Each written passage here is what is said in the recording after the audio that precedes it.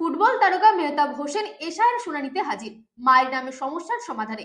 রবিবার ছুটির দিনে হাজিরা পরিকল্পনার অভাব নিয়ে জানালেন অসন্তোষ।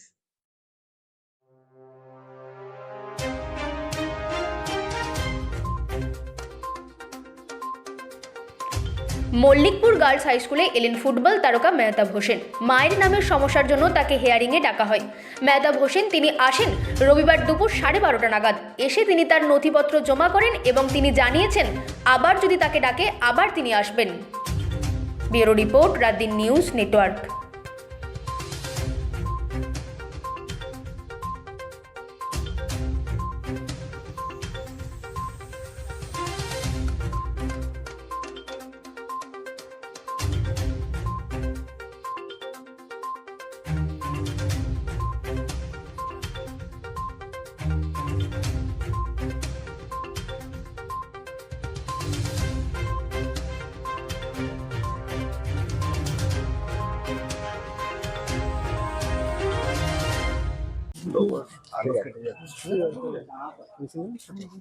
চলো আপনারও এসআইআর এর নোটিশ এসছে, কি বলবেন?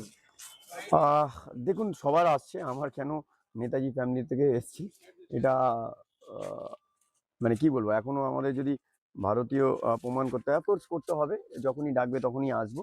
কিন্তু ব্যাপারটা হচ্ছে যেভাবে এসে দেখলাম সাধারণ মানুষ লাইনে দাঁড়িয়ে আছে, যেভাবে স্ট্রাগল করছে, বাচ্চা ছেড়ে, কারোর অফিস ছেড়ে, আমার মনে হয় প্ল্যানিংটা আরো বেটার হওয়া উচিত ছিল।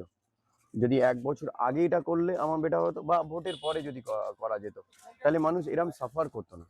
ঘন্টার পর ঘন্টা আপনি আক্রোশটা দেখছেন। আমি যখন ঢুকেছি ভিতরে, তখন মানুষের একটা রাগ, যেটা প্রকাশে বোঝা যাচ্ছিল কি কতটা মানুষের মধ্যে রাগ আছে। তো এইগুলো প্ল্যানিং এর অভাব। আই থিঙ্ক প্ল্যানিং যদি আরো বেটার হতো, তাহলে আমার মনে হয় না এত মানুষ এত লাইনে 2 ঘন্টা 3 ঘন্টা করে লাইনে। নিজে নিজে ভারতীয়, নিজেই আমি প্রত্যেকটা মানুষের কথা বলছি, হ্যাঁ, নট কোনো কাস্ট আমি তোমার এখানে জুড়ছি। প্রত্যেকটা মানুষ, সে যেই কাস্টের হোক, প্রত্যেকটা মানুষ স্ট্রাগল করছে। আবার যদি আসতে হয় তাহলে ডেফিনেটলি আসবো। যেহেতু এখনো আমাকে সবাইকে, আমাকে বলে নয়, যারা মানে সারা আমাদের দেশকে ফ্রিডম দিয়েছে তাদেরকেও প্রমাণ করতে হয়েছে কি এখনো আমরা ভারতীয়। কি ভুল ছিল আপনার? মায়ের নামে বেগমের পাশে একটা হুসেন টাইটেল, যেটা আমাদের হুসেন টাইটেল, ওখানে হুসেন টাইটেল ছিল। তো পাসপোর্ট আমি জমা দিয়েছি, আধার কার্ড আমার দিয়েছি, ভোটার আইডি কার্ড দিয়েছি। তো আই থিঙ্ক যদি আমি জিজ্ঞেস করলাম কি আবার আসতে হবে কি, তো বললো আমাদের হাতে তো নেই, আমরা এখন পাঠাবো, যদি আসতে হয় ডেফিনেটলি আবার আসবো, আবার কারেকশন করবো। Thank you.